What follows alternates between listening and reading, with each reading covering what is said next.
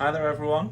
I'm doing this video to give an update on what actually happened to the Fluvial tank that I was going to convert into salt water before I realised that actually it wouldn't be right for the fish and it wouldn't be right for the hobby. So this is the Fluvial Flex 37 litre, so it's about 9 gallons, and it's doing what it should be, which is a freshwater tank. So this is very much a use of different materials that I've had in the past. So I already had a canister filter down there that's full of it's got some sea chem matrix, it's got some really nice sponge pads in there to keep the water nice and clean. So that was all clean and ready to go. I've got in there a nice little small heater doing its job really nicely. I had that already. I've got a little air stone in there because what I've got is I've got some good circulation for the plants from the bubbles in the water and also from the filter outlet. You can see that it's keeping the surface water nice and agitated. So I had that already. The hardscape, so the rocks and the wood, I had that already. I just added some new plants and I brought across some fish from my other freshwater aquarium. So we've got there, as you can see, some cherry barbs, and hanging out in the back there we've got some bronze corridoras, and there's also an albino corridor in there. The only thing I needed to buy for this setup was obviously the plants.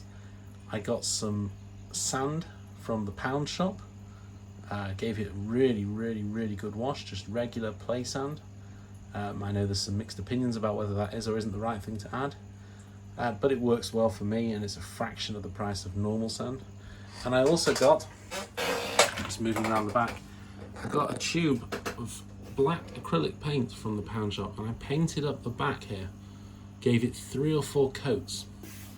And what I think that's doing is it's giving a nice flat background to the tank, so our eyes are not drawn to what you can see through the tank, but really what's there.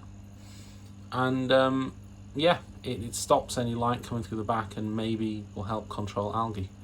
So yeah, it's a nice little group of cherry barbs there. You can see there's a nice albino corridor. There is a snail shell there. I picked a snail out of the tank. Admittedly, I picked one that had no snail in it, so I'll remove that.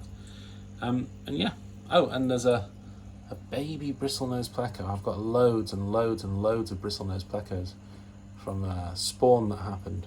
So I got that in there as well.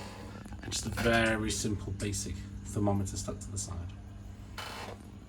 This tank has the light set on white with some blue added in there. And it's running on just a simple cheap Amazon smart plug, giving 8 hours of light a day, which is what the plants are going to need. I've also got a bottle of Tropica fertilizer, which is being used in my other tank as well. I love this stuff.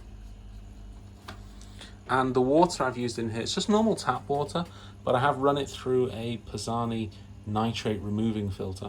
We have stupidly high nitrates in the tap water here, so I use filtered water to remove the nitrates, but it's just normal tap after that, so it is dechlorinated as well.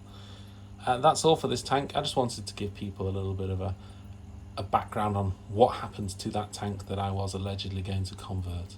So here it is, back how it should be, and I've just got a nice little underwater scape, and hopefully these plants are going to grow and we're going to see some really cool stuff.